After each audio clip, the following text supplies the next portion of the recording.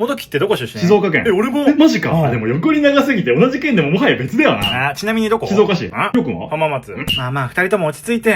ちなみに僕も静岡出身。どこ？伊豆だよ。いや、伊豆は別物でしょ。なんでよ。じゃあ今話題のハッピーイベントといえば。どんどん。